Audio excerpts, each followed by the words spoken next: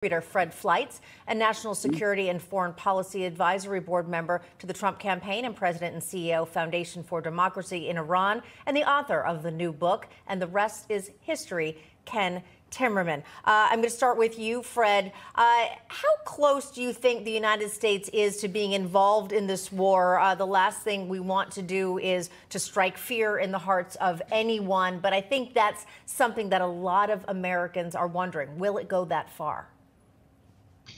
I think the U.S. will get a little more involved in the conflict because I believe the attacks on U.S. forces in Syria and Iraq are going to continue and expand despite the U.S. airstrike last night against sites in Syria.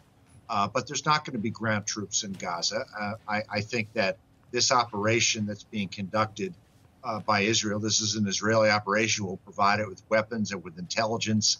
But despite that, I think there will be some aftermath that will involve us in Iraq and Syria. Ken, you know better than anyone how former President Trump was able to handle Iran here.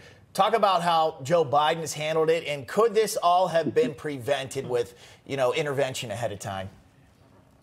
Well, I don't know if this particular war could have been prevented. Hamas has been planning it for over 2 years with the help of Iran. So I don't know that policies could have prevented it. They were determined on killing Jews, on going into Israel. But this is a war that Israel will end. They will root out Hamas.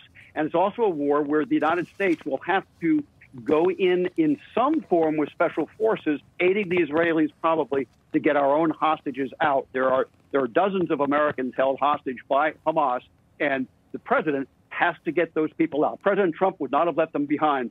Joe Biden doesn't seem to care much. Yeah, your thoughts, Fred, on the hostages. We understand, we're learning more from local Israeli news stations that the talks between Hamas and Israel have broken down regarding the hostages. However, word is that Hamas really was only having these talks to delay the ground strike. What do you know about the hostage situation? Well, Hamas took these hostages to try to delay and stop Israel from counterattacking. And we've seen reports over the last few days that the Biden administration wanted a pause in the Israeli offensive to give more time for the negotiations. And I think the Western media thought that's what was going on. Here's what's really going on. Netanyahu will invade Gaza when he's ready, when he thinks the Israeli army is ready. And the Israeli government will try to negotiate with Hamas. But it's very difficult to negotiate with people who want to kill you and to destroy your nation. This is a ploy by Hamas. The Israelis will play it as long as they have to, but they're not going to let it delay an invasion that they need to conduct to defend their security.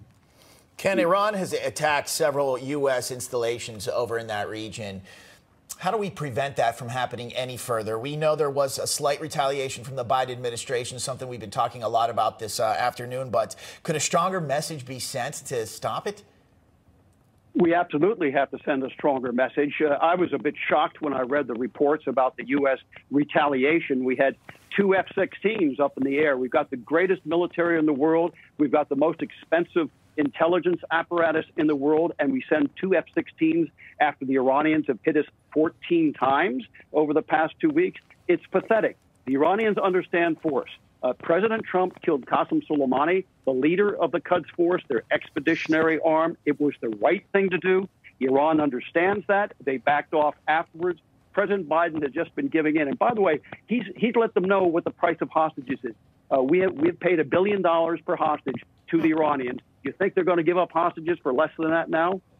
Yeah, great points there, Ken. And I want to follow through on what you said there. So what should the Biden administration have done if those 2 airstrikes were really empty threats, essentially?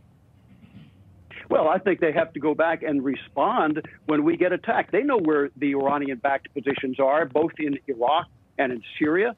They know where those people are hiding. They know where the IRGC is hiding. The Israelis do attacks like this 4 times a week. And we launched just 2 of those counterstrikes. We need to hit them hard. Let me give you one more example.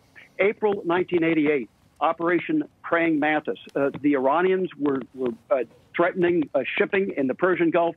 President Reagan ordered the U.S. Navy to sink 1/3 of Iran's Navy. We did it in exactly 24 hours. By the way, the 5th anniversary of the Iranian attack on the U.S. Embassy in Beirut. I was there in 1983 to cover it, and I talk about that in my book.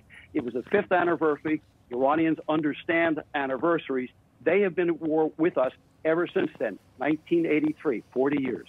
Fred, obviously we're talking a lot about the offensive from Israel into Gaza here, and we're not really talking too much now, at least I feel, about Hamas. And they are continuing to launch rockets over into Israel, threatening the Israeli people here. You do want to talk about how that still needs to be highlighted, very much so, that this just isn't Israel going into Gaza, Israel after Hamas. Hamas is still trying to do their terroristic attack, so to speak. You know, Israel tried to do the right thing when it pulled out of Gaza and essentially allowed Hamas to run it, thinking it could contain the threat from Palestinian terrorists. And I think Israel and the world now realizes that was a mistake, that Hamas turned Gaza into a terrorist base of operations and was simply using it to destroy the state of Israel and to attack the Israeli people. That's why Hamas keeps launching these missiles. That's why Israel has made a decision that Hamas can no longer exist as an organization and can no longer be allowed to rule Gaza. All right, we're going to leave it there. Fred Fleitz, Ken Timmerman, thank you so much for that expert analysis. And of course, I know we will have you back as this war continues. Thank you. We're also continuing to follow the breaking news on the